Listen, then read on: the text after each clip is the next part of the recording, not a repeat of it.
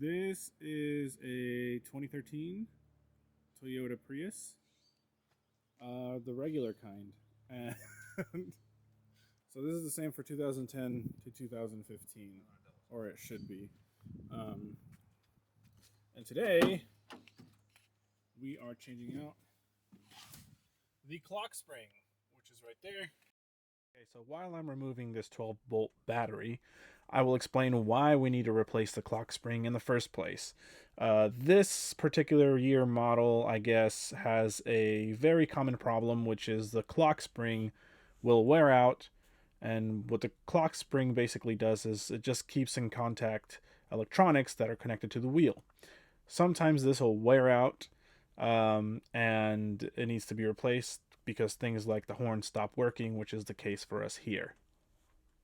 This is just a little 10mm crescent wrench. This one is a ratcheting wrench, so I'm just gonna pull that off there. Yeah, it's 10mm.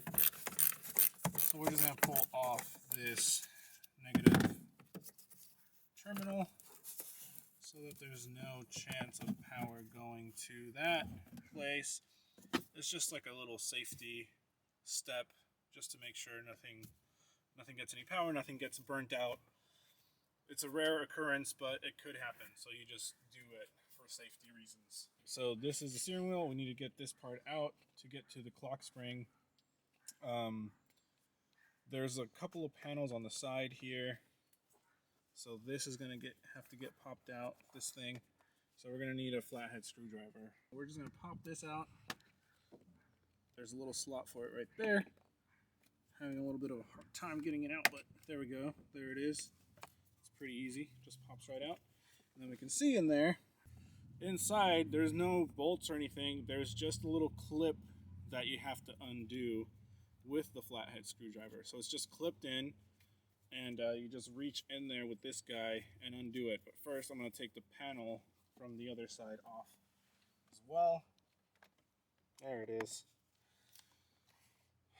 Boom.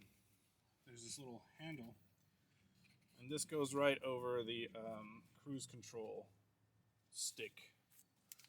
Okay, so literally this right here, I don't know if you can get like a little close-up of that, but you go like straight into this little slot. You see this little wire thing coming down right there. You literally just push straight into this little wire thingy. So that's the clip that's holding in the airbag. You literally just press straight in and it releases. Just like that. Do the same thing on the other side and you're good to go. The airbag is released. And then you gently, very gingerly release these things. Oh, there you go. Okay, great. So you just pop that up just like that, and that should release it. There you go. And it's color coded so you don't put it back in the wrong spot. So pretty dummy proof. And then you have this blue wire that should just pull out. Let's see. I think he was saying there was like a little... there might be a little clippy in there. Oh yeah, there's a little tiny clip in there. So we can get in there with the little screwdriver. Bam. We are out.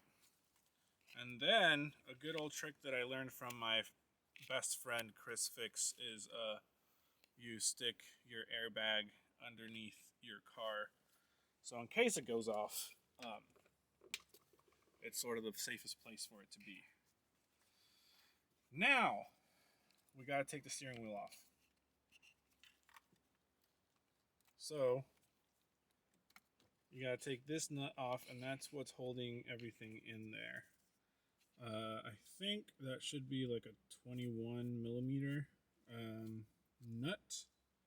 Most of the times it's like 19 or 21. So we'll see what it is, and we'll just pull that out, and then this should be able to come off, and we will also sort of disconnect some of these cables so that we can pull off. Actually, I think we can just disconnect that now. So this guy comes out of there, and this guy comes out of there, and I think this is going to go with the clock spring. So we're just going to take the two white ones out. This is going to stay, and we're going to push it through when we take the steering wheel off. Bam, bam. So this is indeed a 19mm socket that goes right over the steering wheel there. I got a little extension, but you don't need to have this necessarily. You can just use hand tools, but this makes everything a lot quicker and easier. So I'm just gonna, boom, done. That's it. It's out. Put that aside, and now the hard part here is that these are so tight that the steering wheel gets stuck in place. So I'm actually going to put the nut back on a little bit. So I'm going to bang on this to release the steering wheel, just to see if I can release it, and then we'll mark it.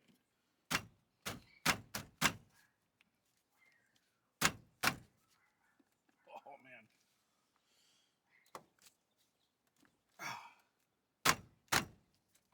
Oh, I think we're good. We're good. There we go. It's released. So I can just pull this right off now if I wanted to, but I'm going to mark it just to make sure it goes back on in the exact same place right here. Just so, I don't know if you can see that, but I marked the threaded section that the steering wheel goes onto, the shaft, I guess. So it's marked, so we know, we can tell if it's on where it's supposed to be on. I have done this kind of thing before. I don't usually mark it. Yeah, so we just push these two little cables through right there, and we can see that this thing is facing up, and there's like a little orange indicator there to tell you that everything's in place. A little orange indicator. If this were to be out of turn somewhere, even like this, then it wouldn't show up. So we have it in place right there. So if you can see, if I turn it right back around to the top, it's no longer there. So this lets you know that you have it right in alignment. So we're going to take this out. How do we do that? That's a good question. So we do have to remove the plastic cover here so we can unclip the old clock spring from there. All right, let me go see what's going on with the child. Yeah. Okay, no problem. Where's the... All right, so we're going to lower this. A little bit harder without the steering wheel. Yeah, there we go. Oh, it's not a whole lot of adjustment there. But anyway, I'm gonna pop this out. I think, hold on. There we go. There we go. So pretty easy. That also just pops right out. It's gonna set down there. And this pops up that way. It's a little bit more of a squeeze, but we got it. Now we undo this clip from the tippy top, and should be good. Let's see this side. Oh, there we go. Oh, we got one more connector we need to disconnect down here, or two more. This one, this black one, and a yellow one over here. And this yellow one is the airbag connection, and I like these because you just pull this little spring-loaded thingy, and it releases super easy. So I don't know why they're not all like this, but I like it. Very satisfying. So we're gonna pull this out. Do we have more clips? Oh, there's another white clip there. There we go. Now it's released. And that's pretty much it. Like, that's all you gotta do. Put in the new one, all steps in reverse. You're good to go. Again, it says 5 turns right there. So if you want to make sure everything's in the same place, you just turn this thing all the way over till it stops. Don't force it or anything, just it stops. You can feel resistance. And then you turn it back like a half of one, and then 1 and 2, and that's right at the middle. And you can see the orange indicator shows when this is at the bottom and this is at the top. Boom, pretty easy. So hopefully this will fix our horn problem, because we have a horn not working issue. So hopefully this takes care of that. We shall see. Great. So in holding, this is the new one. This is the old one we just took out. And everything, as you can see, looks the same. If you look at the part numbers there, part numbers are the same. Down here too. Not here, but that might be like a more unique number for the individual part itself. But this is the same replacement part. It's got all the same connections. As you can see, it's got like 3 different connections on there. We got everything, so we're good to go. It's the right part. We're just going to make sure it's aligned. This is on top. The orange thingy is in the window, so we're good. I'm just gonna clip it back in, same way that the original one was in there. So boom, easy, it's in there. And then I'm just gonna plug everything back in where it should go. And that'll be that. There it is. And now we can put the steering wheel back, feed these little babies through the hole there.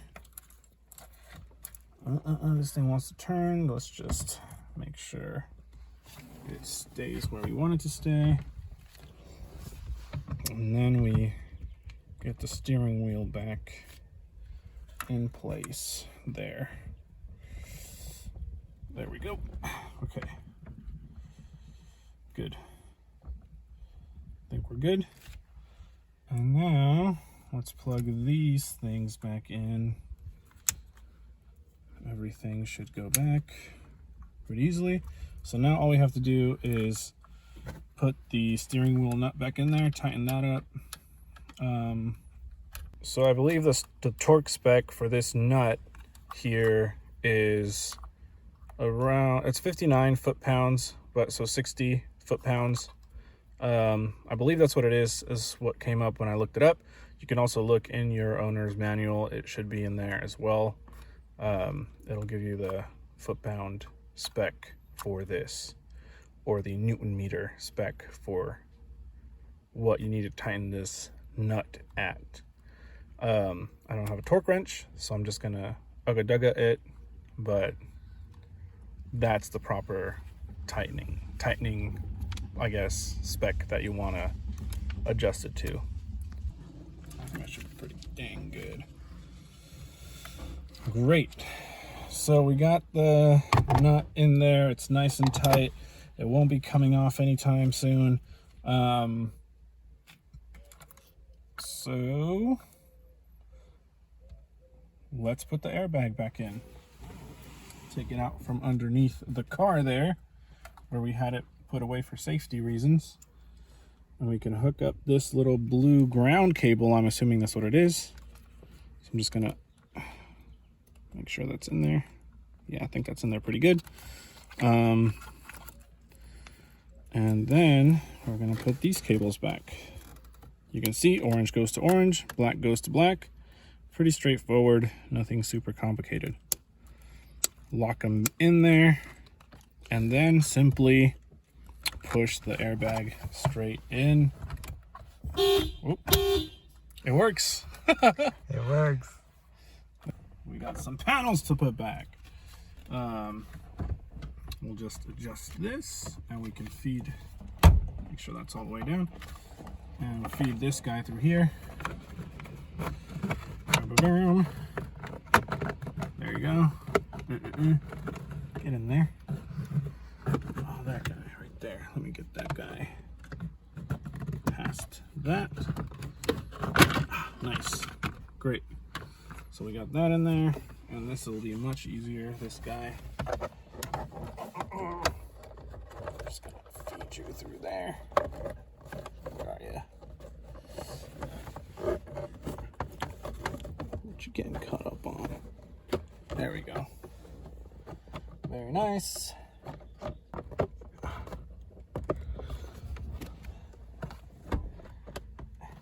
Well, that one's in. Get in there. Nice. Okay. We got one side good. Let's get this side.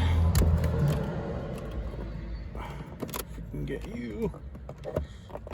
Oh, nice. There we go. There we go. Nice. So that's all good there.